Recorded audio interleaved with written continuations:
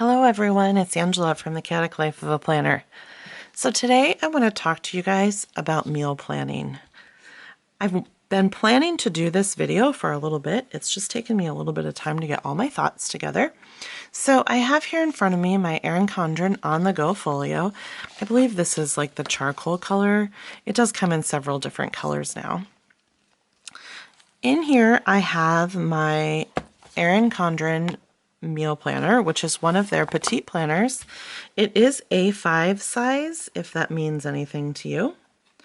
So I've been a meal planner for a long time. I was thinking about this as I was getting things ready for this video. This video did take a little bit of prep on my part before I could film it. And I remember way back when we lived at we lived on Fort Carson, which is in Colorado Springs, and that was my husband's first duty station after he got back from his tour to Korea. I only had one kid when we moved there. I was pregnant with number 2, and I can remember meal planning back then. That baby that I was pregnant for is now almost 23 years old. So that's how long I've been meal planning. Now, meal planning can look different to many different people. Meal planning has looked different to me at different periods in my life. There have been times when I've sat down with a calendar and planned out meals for an entire month, although I will admit that does not work that well for me.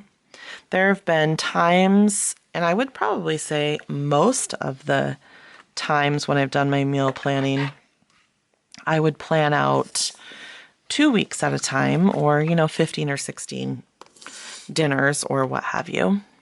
But currently I am meal planning on a weekly basis, and I have found that at this point in my life, that's what works for me. So there is no one-way-fits-all method for meal planning, but I'm hoping that what you can get from this video is just maybe 1 or 2 nuggets of information that you can take with you that would make your meal planning run smoothly. I do think that meal planning is important, especially in today's culture where everybody is busy. Before you know it, your day is over and it's time to go to bed. So we really need to have a plan as far as what we're going to be making for dinner, what we're going to feed everybody throughout the day. If you don't have a plan, I know for me at least, if I do not have my meal plan, we end up eating out. Or we'll say, oh, let's just stop by the grocery store and get some frozen pizzas, which none of those options are negative. If you can afford to eat out, like I actually know someone that I worked with that did not eat. This was a while ago. Her and her husband both worked and they made decent incomes, and most of their meals were eaten out. They did not hardly buy groceries. If they did say that they wanted to cook dinner that night, they would have to go to the grocery store to get the stuff to make it. And that worked for them, and that's fine, but that does not work for me. So I'm going to go ahead and show you how I meal plan, and I'm going to go through some meal planning tips that I have come up with. So one thing that I like to do, I'm going to go ahead and take off my giant paper clip, which is from Erin Condren. I love that paper clip. And I think I saw this idea from Julie's plans. So this Erin Condren Petite Planner starts on a Sunday. I don't really like that. I like it to start on Monday and then end with Sunday. So what I do is just take a piece of washi and cover those dates. I probably have, so I don't always use the same washi. This is just some Erin Condren washi tape, and I just cut it in half to make it thinner. And then I just take a Sharpie. I'm not sure if this Sharpie is going to work well or not. So this would be Monday. I like to use a little bit thicker of a Sharpie, but this is the one that I have readily available to me right this very second. Let's see, it's actually not working. So one of the kids must have taken my Sharpie out of my little pen holder right there. And of course, now I don't have another one. Oh well. So Monday, Tuesday, Wednesday. I have a feeling that this is going to not stay. Like if I rub it with my finger, it will smudge. So I'm not going to touch it. Okay, so that's how I would set my Petite Planner up. Now, the first tip that I'm going to give you, set that aside so it can dry, is to take inventory. What do I mean by take inventory? So you should look in your freezer, in your fridge, in your pantry, and see what you already have. Now, what I mean by that is if you already have 3 pounds of boneless chicken and you know you're going to want to eat chicken this week, you don't need to buy any more boneless chicken. You already have it. Some people actually keep detailed lists of what they have in their fridge, their freezer, and their pantry. I do not. I just kind of try and keep like a mental list of what we have in there. I might open the freezer drawer and look before I head to the grocery store, or I might do that when I'm sitting down to do my meal prep. However that works for you. I would say that in a perfect world, I would like to have a detailed list of what I have in there, but I know that's not going to work for me. But I cannot tell you how many times I've said, oh, I need to buy rice. So I buy like the 10-pound bag of rice, and then I get home and open my cabinet and we have like 8 pounds of rice in the fridge or in the pantry. So obviously I did not need to buy rice that week. So my next tip that I have for you is to look at your calendar. Take note about how busy your days are. Don't make or schedule something time consuming on a day that you have to be out of the house for 8 hours, to go to work, and then you need to come home, grab your kids, and then take them to the hockey rink or the baseball field or, what have you. Cub Scouts, Boy Scouts, whatever. Girl Scouts, it doesn't matter.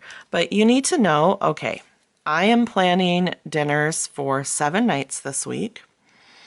And I know 3 of them are going to require me to have something quick and easy, maybe something that was already prepped in the crock pot before you left for work that day. Or if you don't work, maybe you threw it in the crock pot in the morning before you had to leave to run errands. Whatever that looks like for you, look at your calendar, see how busy you're going to be that week, and plan meals around your calendar so that you can set yourself up for success. So my next tip, which would be tip number 3, is to plan at least 2 or 3 quick dinners. I think you've probably all seen that meme on Facebook where it has like a picture of somebody's menu plan and like day 1 is like something like chicken cordon bleu, like something really intensive. Like day 2 is like lasagna, and then day 3 is leftovers, day 4 is leftovers, day 5 is peanut butter and jelly. You get the gist of what I'm trying to say here. Plan a couple of quick dinners such as soup and grilled cheese or even frozen pizzas. It's easier to say no to eating out if you have something quick and easy to prepare at home. Like if I'm out with my kids and they say, or even my husband, and they say, what's for dinner tonight? And I'm like, oh, I don't know. I haven't decided yet. They'll be like, well, can we go through Taco Bell drive-thru or whatever? And if I already have something prepared that's not going to take a long time when we get home, especially if they're hangry, then it's easier for me to say no if I know I already have a plan. So my 4th tip would be 1 new recipe each week. Now, I am guilty of this, just like many of you probably are as well. I want to feed my family well.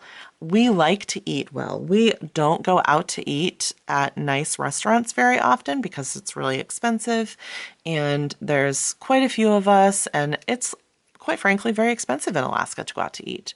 So I'll be like, oh, well, we could have, I could do a copycat recipe from Outback, which we don't have Outback where we live anyways, but for Alice Springs chicken. So, and I love that. My family loves that. Everybody in my family eats it. But it does take quite a bit of time to make it, or even like a Cajun chicken pasta. Like that's another meal that my family loves. And I'm guilty of looking through recipe books to try and find, or Pinterest. I think the Pinterest monster grabs all of us. New recipes.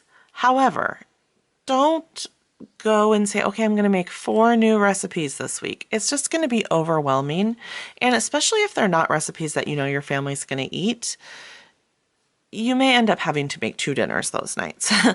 Or at least make the one recipe that you're just trying and then end up having to order some pizza from Pizza Hut or whatever.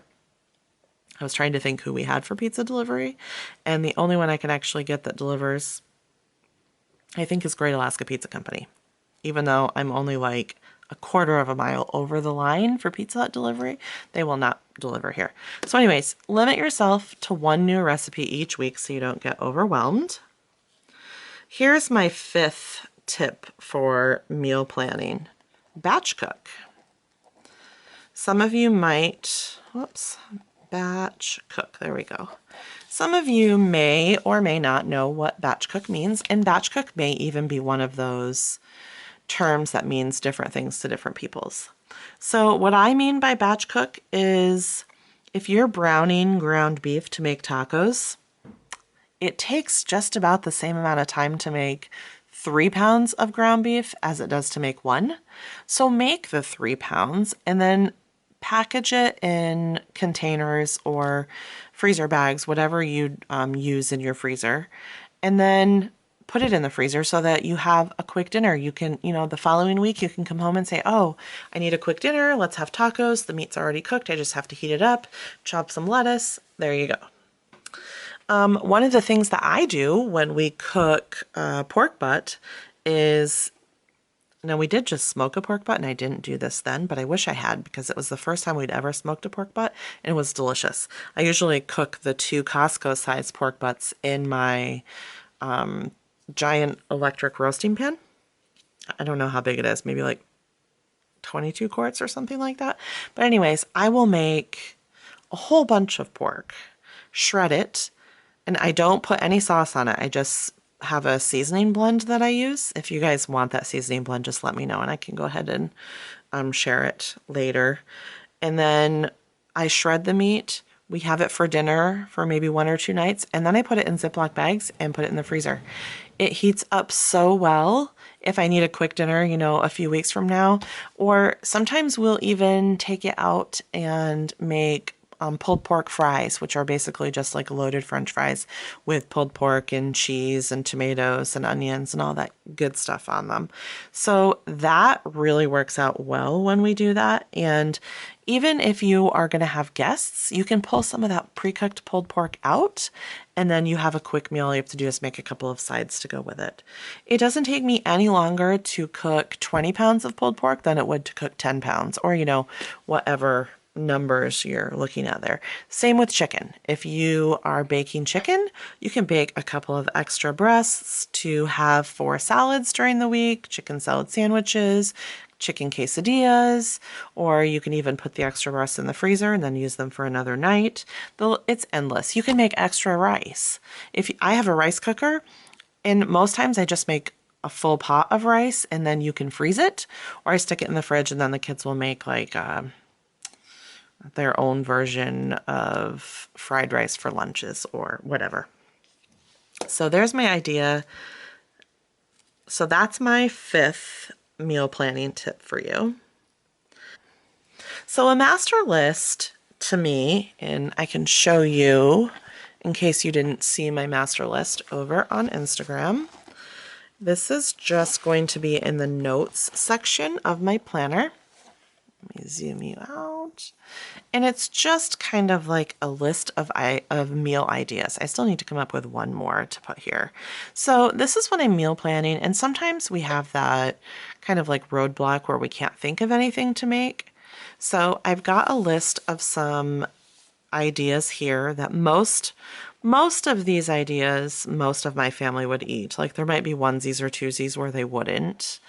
Like everybody eats Cajun chicken pasta. Everybody eats the pulled pork fries. Everybody eats the honey bourbon chicken with rice. Everybody would eat spaghetti. Everybody would eat the grilled pizza cheese. Actually, I think everybody does eat this soup and this soup. Everybody would eat the baked potato bar. However, I do have one kid that doesn't eat macaroni and cheese. And I probably have a kid that wouldn't eat this one right here. But for the most part, these are things that everybody will eat.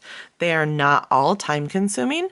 There are some time consuming ideas on here, but then there's also quick ones like burgers or buffalo chicken dip. A lot of times we eat buffalo chicken dip on Sundays because it's quick. It's been a long day at church and I don't usually feel like cooking when we get home. So I just do something easy like that. So this is a variety of different cooking levels, I would say. So when I'm having my, brain freeze or whatever you want to call it, and I can't think of anything to put on my menu, I can just reference my master menu plan. Now, another thing that you could do, and I have never done this, even though I've always said I was going to, is you could do like a theme. And I'll just kind of put this one over here.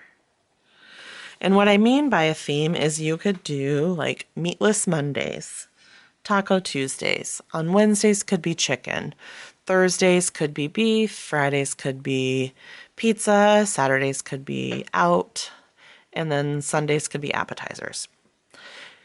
So if you have that like meal template, then when you sit down to actually meal plan, it becomes easier to choose different meals based upon what fits into that template. So everybody knows on Tuesdays you're going to have taco. I don't know about you guys, but I really can't stand it when the kids ask me what's for dinner.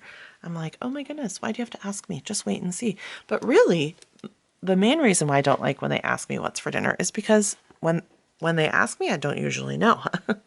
So those are my 6 tips. And now I'm going to actually sit down and fill out my meal planner.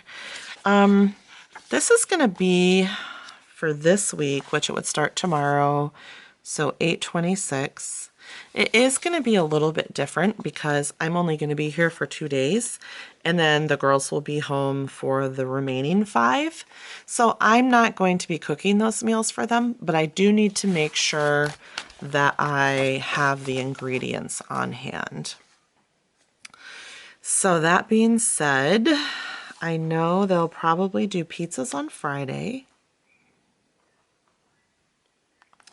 So I'm just going to grab them some frozen pizza. Katie will be working that night, so it'll be easy for the girls if we just do frozen pizza. See, I knew that was going to smudge. Darn it. I even let it cool for, I even let it dry for quite a long time as well. Well, you have to have a different Sharpie, like an actual Sharpie marker, not a Sharpie pen, I guess. Okay, so there's pizzas on Friday, and then I'm going to buy frozen pizza over here for them. So Tuesday, I will probably make, we'll probably do chicken tacos or quesadillas. And the reason why I'm going to do that on Tuesday is because I can make some extra chicken so that the kids can use it for leftovers on Wednesday. I'll put that there. Let's see, what do we want to have? Thursday, they'll probably just do hot dogs and chips. because that'll be easy. I think I have some steaks in the fridge, so I might do steaks and baked potatoes tomorrow night. That would be nice. I don't know what the girls would want to have to eat these last 2 days, so I probably will have to ask them. So this Sunday, there'll be a picnic at church for lunch. Now, here's the thing about breakfast. I'm just going to make sure that I have the ingredients, but I don't care what order they eat these things in. And quite frankly, I don't care what order they eat their dinners in either. If they want to change up and eat pizza on Wednesday and have leftovers on Thursday and then have hot dogs on Friday, I don't care about that. Same thing for breakfast. I'm going to make sure we have bagels. I'm going to make sure we have pancakes and bacon. They can have smoothies. I'm pretty sure we already have all the stuff for smoothies, but I'll double check. They can have cereal, even though I don't think any of the kids that are staying home are cereal eaters. They can have eggs, and I believe we have some sausage and toast. Okay, so that's enough options for breakfast. If we have pancakes and bacon twice, it's not a big deal. You know, if they decide they want to do that, they could even have oatmeal. And then for lunches, I'm just going to make sure that we have some lunch meat. They can do grilled cheese. And they could do soup. So they're pretty much, we'll do pizza rolls too, because I know Liberty will like pizza rolls. So they'll be pretty much on their own. So I know I need to buy some bagels. All right, so I've been trying to pay attention to my camera to see when it stops recording, but I did not notice it. So anyways, I'm just going down my list of what I need to buy for each meal. And then I need to pick up some frozen pizzas. We'll probably do some chicken nuggets.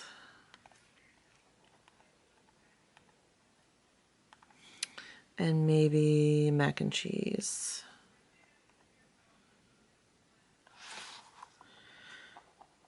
So I can grab a bag of chicken, mac and cheese. I know I'm going to need some milk, some coffee, paper towels, and toilet paper. Okay, that's all I'm going to put on there for right now because I need to ask the girls if they have any special requests for their last meal for while I'm gone. I don't really have like a meal prep strategy for this particular week because it's just quick and easy stuff since I'm not going to be here. Sometimes if I need to make like pizza dough ahead of time, I'll put that. Or like this was for when we were going to be going camping, so I need to make a large batch of pancakes, and I did some breakfast burritos, some stuff like that. Looking for some other ideas. Cut veggies and fruit and prepackaged for lunches. That's another idea that might work for some people when it comes to meal prepping, is when you come home from the grocery store to just wash and chop all your produce. Now, I do not do that, but I know that works for a lot of people, and maybe I should try and do that because maybe we wouldn't have so much produce waste if I did that, because everything would be readily accessible. And now I will tell you that this is why I plan weekly. One of the reasons is I don't like to have produce go to waste, and I don't like to go to the store just to get produce because then I end up going to the store to get a whole bunch of other things, even though I don't plan to. And then another thing is you might say, oh, well, I don't have time to go to the grocery store every week. Well, most places, if I can get grocery delivery or click list or anything like that, I haven't actually done grocery delivery yet, but I do know it's available. But I have done grocery pickup several times, and my experiences have all been great. I do believe that if I did it on a consistent basis, that it would help to save money in our grocery bill, but sometimes I just like to go to the grocery store, even though I know that probably sounds a little odd, but you know, there might be new things out there that we haven't tried before. And how will you know if you don't go to the grocery store to see? So that's all I have for you guys today. If you guys have any additional meal planning tips that I did not already talk about, go ahead and leave me a comment in the box below. I do have affiliate links for all of the Erin Condren products that I've used here. So if you're interested in trying out this meal planner, then you can go ahead and use my affiliate link to purchase it. If you're new to my channel, please do hit that red subscribe button. I'd love to have you stick around. Please give this video a big thumbs up, and I'll see you next time. Bye, guys.